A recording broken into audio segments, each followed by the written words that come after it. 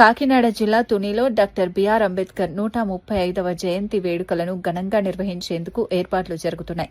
ఈ కార్యక్రమాన్ని విజయవంతం చేయాలని కూటమి దళిత నాయకులు పిలుపునిచ్చారు. కోటనందూరులో నిర్వహించిన మీడియా సమావేశంలో వారు మాట్లాడుతూ ఈ నెల 14న తుని గొల్ల అప్పారావు సెంటర్లో వేడుకలు జరగనున్నట్లు తెలిపారు. చేయాలనే ఉద్దేశంతోనే తలపెట్టడం జరిగింది. ఈ యొక్క జన్మదిన వేడుకలకు నిర్ణయం సమయం ఎలాగంటే తుని గొల్లప్పర సెంటర్లో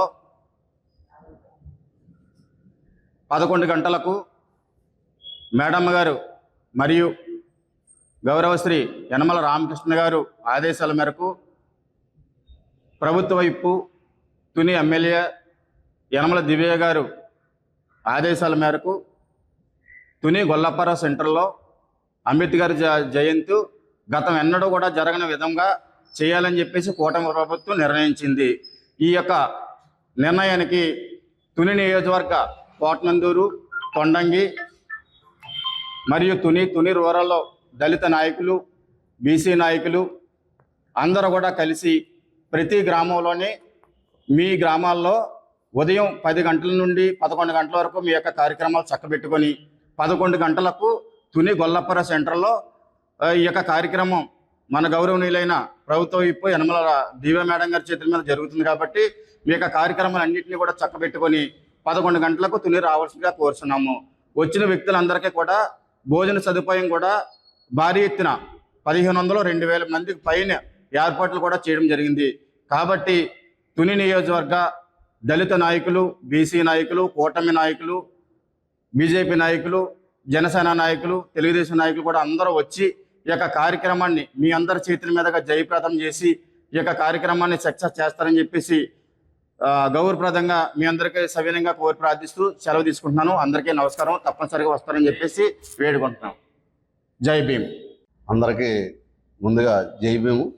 అలాగే ఈ మన తుని నియోజకవర్గంలో ఎన్నడూ లేని విధంగా ఈ అంబేద్కర్ జయంతి 135వ జయంతి వేడుకలు ఘనంగా నిర్వహించడం జరుగుతుంది.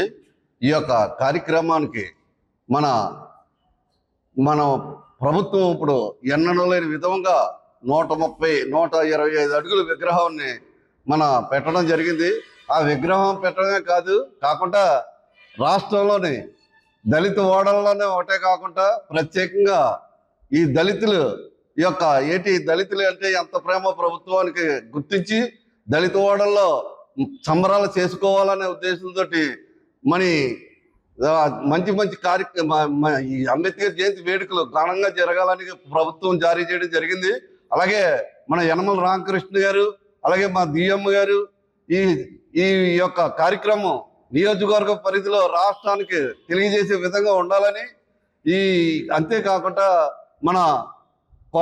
మన విలేజ్లో ముందు చక్కబెట్టుకొని 10 గంటల లోపు మనం ఉన్న అంబేద్కర్ దండ మనం వేసుకొని తుని వెళ్ళేటప్పటికి 11 గంటలకు వెళ్ళి ఆ యొక్క కార్యక్రమంలో మనం వెళ్ళి జయప్రదం చేయాలని కోరుకుంటున్నాం. అంతేకాకుండా ఎందుకంటే కూటమి ప్రభుత్వం వచ్చాక దళితులకి అంబేద్కర్ రాజ్యాంగం కరెక్ట్గా నిరూపిస్తున్నారో, రాజ్యాంగం అంబేద్కర్ ఎలా రాశారో అవన్నీ కూడా తూచే తప్పకుండా చేసి దళితులను కాపాడే బాధ్యత కూడా తీసుకుంటున్నారు. ఈ యొక్క దళితులకు ఇంకా మనకి మేలు జరగాలంటే ఈ యొక్క కార్యక్రమం జయప్రదం చేయడం నిదర్శనమని కోరుకుంటూ ఈ అవకాశం ఇచ్చిన అందరికీ కూడా జై భీమ్, జై భీమ్. అందరికీ జై భీములు. నా పేరు కడితి చెన్నోకరాజు. నేను కోటనందూరు మండలం తెలుగుదేశం పార్టీ ఎస్ఎస్ఎల్ సెక్రటరీగా పనిచేస్తూ ఉన్నాను. ఈ రోజున మన ఆంధ్రప్రదేశ్లో కూటమి ప్రభుత్వం వచ్చిన తర్వాత మొట్టమొదటిగా దళితుల యొక్క ఆశాజ్యోతి డాక్టర్ భీమరావు అంబేద్కర్ గారి 125వ అడుగుల విగ్రహాన్ని మన విజయవాడ నడిబొడ్డున దాదాపుగా 8 ఎకరాల విస్తీర్ణంలో కూటమి ప్రభుత్వం ఏర్పాటు చేసి యావత్ దళిత జాతికి కూడా ఈ కూటమి ప్రభుత్వం అంకితం చేసింది.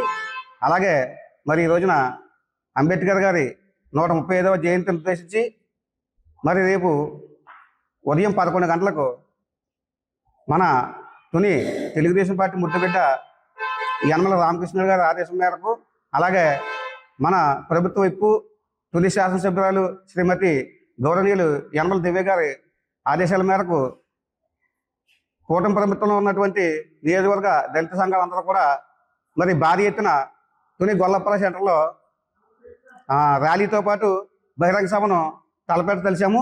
కాబట్టి తుని నియోజకవర్గం మరి ముఖ్యంగా కోటనందర మండలంలో ఉన్నటువంటి దళిత సంఘాలు, దళిత నాయకులు, కూటమి నాయకులు ప్రతి ఒక్కరూ కూడా తమ తమ విలేజ్లో 10 గంటల లోపు కార్యక్రమాన్ని ముగించుకొని 11 గంటలకల్లా తుని హాజరయ్యే విధంగా ప్రతి ఒక్కరు కూడా సిద్ధపడాలని మన తుని నియోజకవర్గం కోటనందర మండలం దళిత సంఘాల తరఫున, అలాగే తెలుగుదేశం పార్టీ ఎస్ఎస్ఎల్ తరఫున కూడా మీ అందరికి కూడా పిలుపునిస్తూ ఉన్నాము.